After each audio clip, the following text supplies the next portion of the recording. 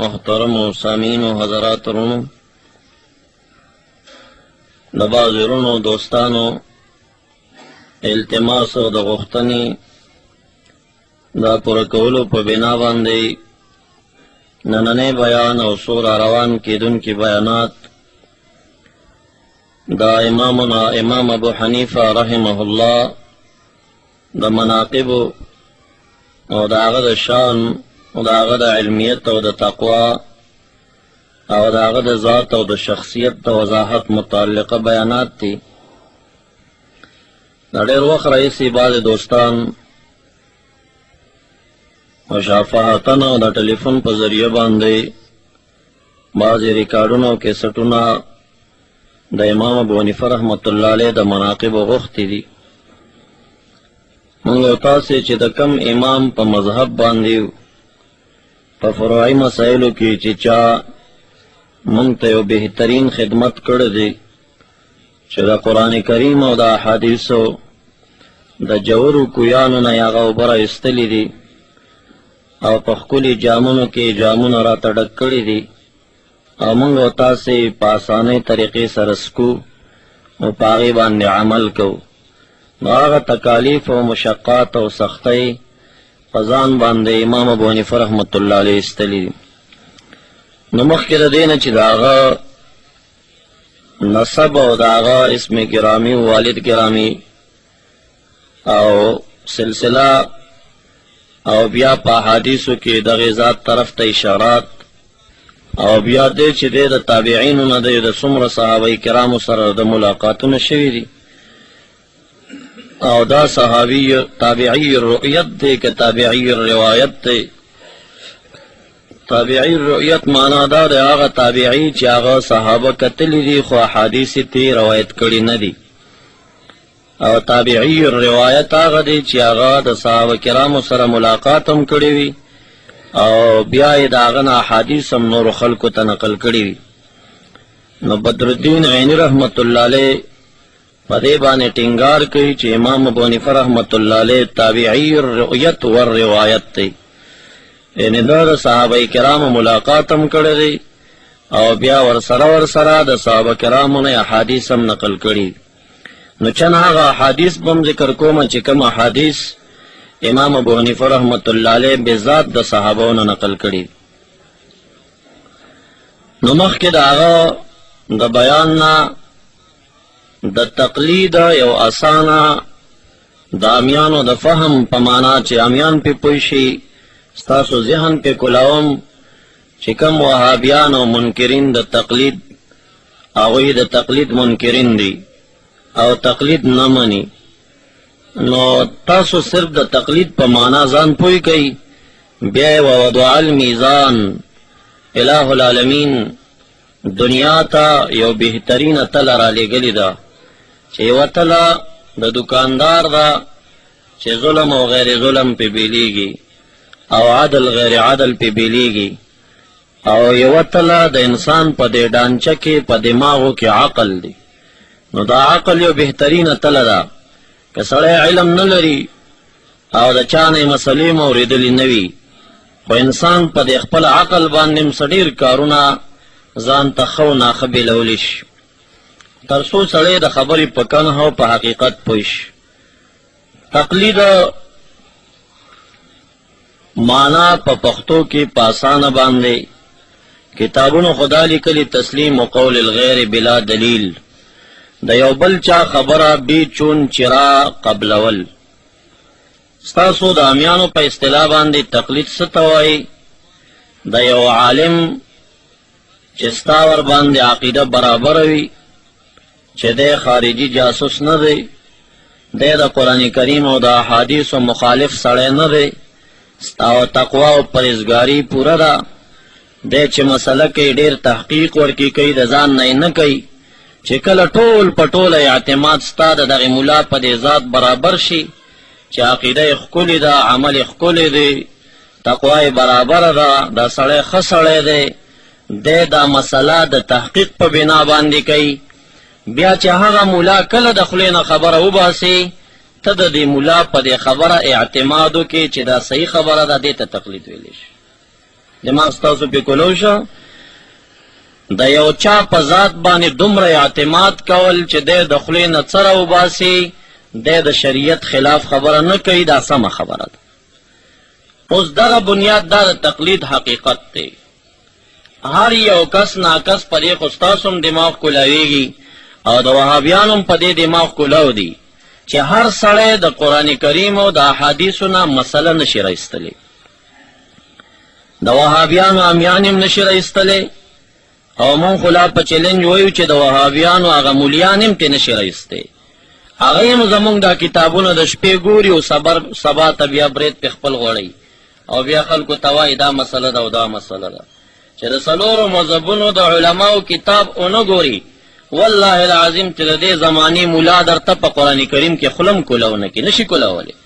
دا د شپې د هغوی کتابونه ګوري، د شپې د امام ابو حنیفه رحمت الله علیه د مذهبیانو تفاسیر ګوري، د امام شافعي، د امام مالک، د امام احمد د هغوی لیکلی شوي د ګوتو لیکل هغه چې کم چاپ شوي د شپې ګوري ټول ګوري. سبا ته خلکو ته وایي مذهب پکې چا راوړی په دې خو زه هم پوهېږم. دغه ملا چې وایي مذهب پکې چا راوړی د سره هم 2 کوټې کتابونه دا ډک پراته دي. دا چې کم کتابونه ورسره پراته دي دغه ټول مذهبیان دي. دا بې مذهبه خو نن را پیدا شو که نه، دغه ټول مذهبیان دي. ته دغه کتابونه د ده نه لرې که او بیا درته ووایه زه مسلې پوښتنه کوم جواب ما ته راکړه، بیا نشي کولی. قرآن کریم لاس کې ورکړه احادیث ورته پرېږده خو دا نور کتابونه ترې پټ که بیا نشي کولی، جواب نه لري. نو معززو په دې خو د هر چا دماغ کولو دی چې هر سړی قرآن کریم او احادیثو نه مسله نشي رایستی. تاسو ته زه قرآن کریم لاس کې در کومه او بیا تاسو ته وایم چې د قضا یو مسله پیچیده یا د میراث یو مسله در غورځوم، نو تاسو کې اکثر د قرآن کریم په لفظ نه پوهېږئ. نو چې په لفظ یې کم پوهېږئ لهجه مو ټوله غلطه ده، چې لهجه مو ورسره صحیح کړي په معنا خبر نه، چې په معنا خبر یې نو د میراث پیچیده مسله به تاسو قرآن کریم نه څنګه راوباسئ؟ نشئ رایستی. تاسو د دې زمانې طالبان هم نشي رایستی، دا مولیان هم نشي رایستی تېنه. نو دا ډېر جوړ بحرونه دي. قرآن کریم یو جوړ کوی دی، احادیث یو جوړ کوی دی. د دې جوړ کوی نه اوبرایستونکي چې کم دي په دې امت کې مجتهدین دي. د مجتهد ته څه وایي؟ مستخرج. څه ورته وایي؟ مستخرجین. مجتهدین مستخرجین. مستخرج ورته ولې وایي؟ یو پیچیده او سخته مسله د جوړ ځینه دی راوباسي په خپل علم باندې چې د بل چا عقل هلته نه رسي، دی د خپل عقل کوز کیا مسله راوباسي او خلکو ته یې اسانه کړي. نو که د وهابیانو امیان دي تا ته وایي تقلید شرک دی او دی خپل هم مقلد دی، ځکه دی چې کله مسله کوي پوښتنه ترې وکړه چا کړې ده؟ دا فلاني شیخ صاحب کړې ده. نو دی فلاني شیخ صاحب د څه شي نه کړې ده؟ وایي دلیل به لري که نه؟ هغه ولې د قرآن او د حدیث خلاف کوي څه؟ خو دلیل به لري که نه؟ نو دا د شیخ خبره چې بې دلیله ومنله همدې ته تقلید وایي. تقلید څه ښکارې نه لري. تقلید وایم دې ته چې د یو ملا خبره په ذات دومره اعتماد وکړي چې د هغه د خولې نه خبر روزي او ته پې عمل وکړي. نو دا څومره وهابیان چې دی دا د دې زمانې د خپلو مولیانو تقلید کوي لګیا دي. نو دیم په تقلید ککړ دی او تم په تقلید اخته. خو فرق دا دی چې ته تقلید د چا کې؟ د امام ابو حنیفه رحمت الله علیه چې نن زه مناقب بیانوم چې هغه تابعي دی، دوی هم مني تابعي دی، مونږ هم منو چې تابعي دی، او دی تقلید د دې زمانې د یو خرڅ شوي مولا کوي. دغه فرق دی. نو په دنیا کې څوک هم نشته چې د تقلید نه خلاص وي.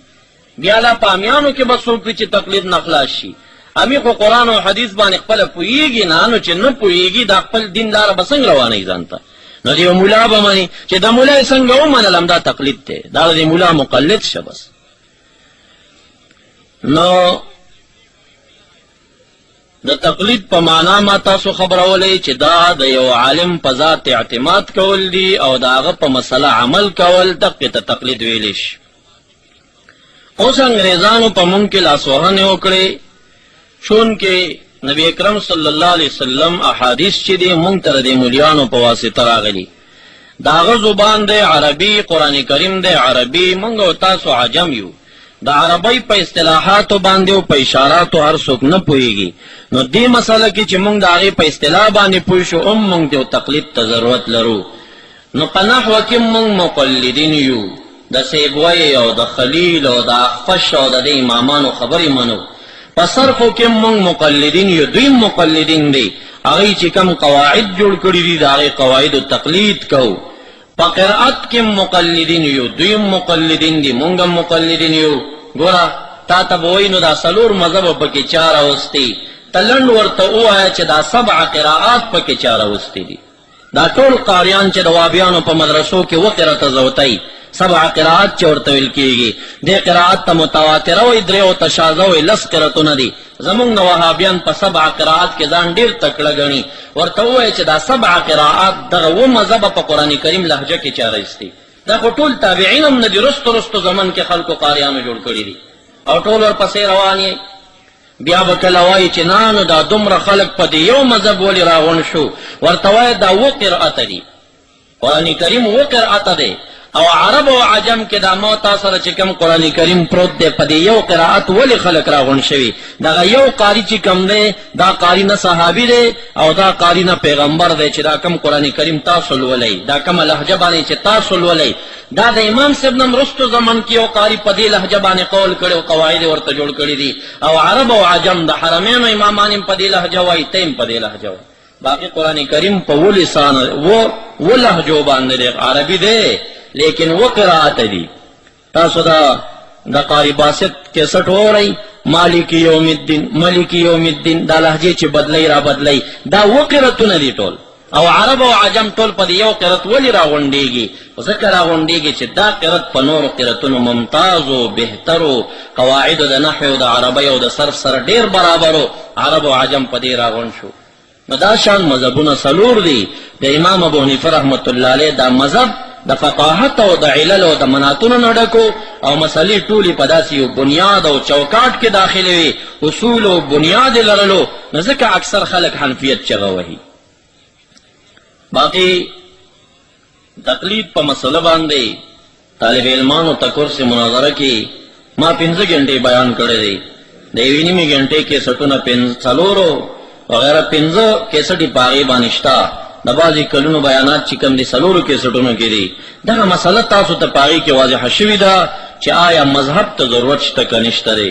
زما دا بیان چې نن شروع کیږي دا په صدد د ثبوت التقلید کې نه دی، هغه ځان ته یو موضوع د پاغي تفصیلي بیانات زما شوي دي.